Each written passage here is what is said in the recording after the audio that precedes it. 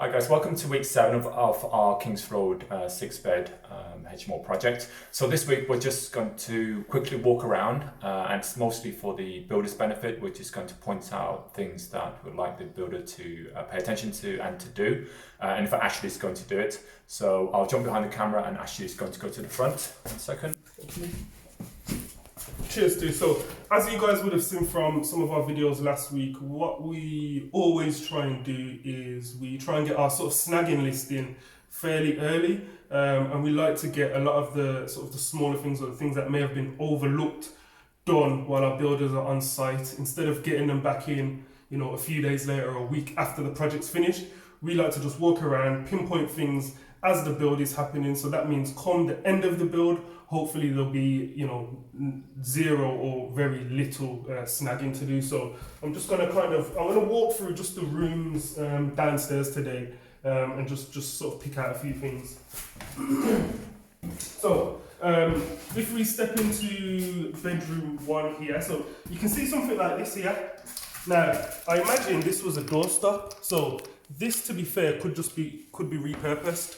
So if we repurpose it, the door will be opening this way, and we can basically reuse sort of that little bit there.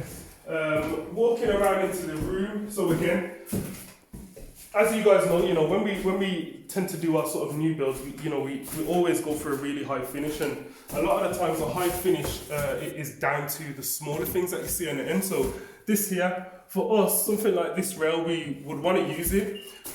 Ultimately, we know we're going to put blinds in this property, but if a tenant was to come in and wanted to put curtain rails up, we don't want them going into the wall. We'd rather them going into this piece of metal, which we can fill, sand and paint down. So for something like this here, we'll be taking these bits off. Probably just a little sand and a paint over white, so that it matches the rest of the property, which is going to be painted really, really nice.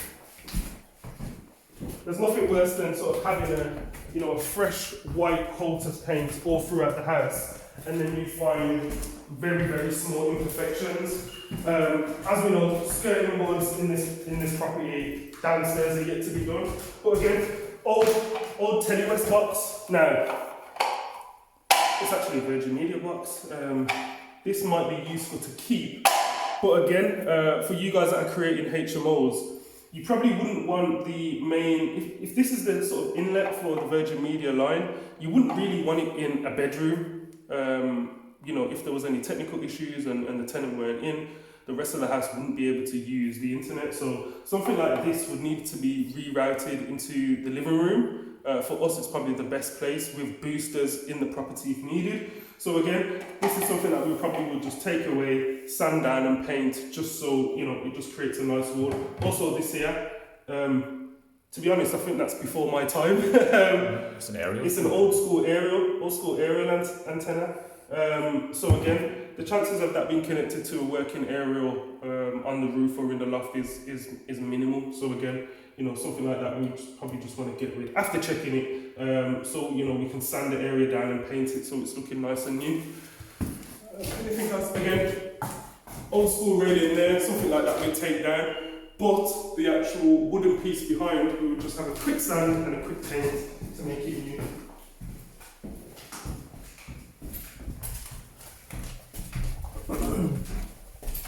Into the kitchen diner. So again, we've got the tracks here for the blinds there, and those blinds aren't actually in too bad a condition. It's not the colour that we would go for, but again, in terms of a cost saving benefit, it might be worth us actually keeping that. But we will see, and I think we'll know better once this room is actually painted. We'll see how much it stands out. Again, wires like this, antenna, TV antenna. So again, this is something that we would potentially have to keep. So you can see we've got it routed there as well. So we potentially don't need it in the bedroom and in this kitchen diner. Right, into the kitchen. So you can see here, last week we would have showed you the initial tiling. Now we've actually done all the grouting. You can see the pipework there that's running from our new shower rooms and WC. So yeah, looking really good. Looking forward to seeing this room. Obviously now it's just a case of tiling the walls, and then we're good to go. These are going to be changed. These are normal. This is normal plasterboard, but this is going to be changed to fire-rated plasterboard, which is what we need in the kitchen area. So first, proper look at our one of our shower rooms and WC. So if you just pop in there, so you can see nice clean WC. So pretty straightforward. Nice and clean, nice and simple, easy to maintain. It's pretty straightforward. And then, I don't know how good the lighting is, but into here, so we've got a really nice shower unit in the corner. We've got a toilet here, and we're going to put a small hand basin there. But other than that, this is our, obviously you can see the area there for the extractor fan, but you can see that this is pretty much done for us. So yeah, pretty straightforward. We're not too far away on this project now. So during the next week or so, we're going to be looking to order the blinds for the rest of the property, look at the flooring, get the flooring ordered in, and also look to get the furniture ordered in. So again, we're not too far. With this property, we just, waiting to see where we're going to be sort of towards the end of next week. Hopefully, snagging wise, there's not going to be too much to do. And then that's us potentially wrapping up the project. And starting putting some deadlines. Yes, well. exactly. Yeah. So as of tomorrow, I'm going to sort of, look for some certain deadlines. Yeah. So where are we going to put the cupboard for the CCTV and all that sort of stuff? Do you reckon? So because it needs to be for the Wi-Fi as well, isn't it? We could potentially put it there, but again, if we're going to repurpose the Wi-Fi,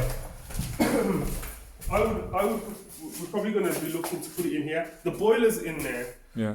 So we may or may not want to house it in there, but the area's already there for us. Or if anything, we can just sort of put it to the side, make another lockable cupboard. But again, the boiler, the tenants are not going to need to get into the boiler room very often. What we do is we put our key code locks on there. So to be fair, good idea too. CCTV may go in there. Yeah. For those of you that are probably wondering why CCTV, with a lot of our supported accommodation properties now, we're recommending that our investors actually put CCTV in, and it's recommended by our supported accommodation provider as well. So it's for everybody's safety, investor safety, tenant safety, and also the supported accommodation company safety. Just going to quickly point you upstairs to one thing. So as you would have known, we got the stairs in last week for our loft room. So we've had independent, let's have a quick walk up.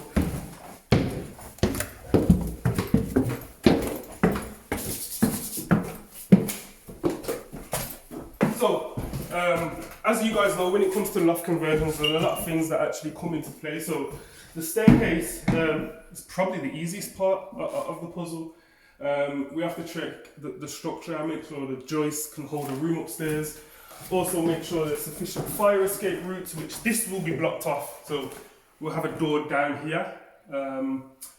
Insulation comes into play. There's all sorts of stuff that come into play. So this is why it's important to either engage with building control or know exactly what you're doing.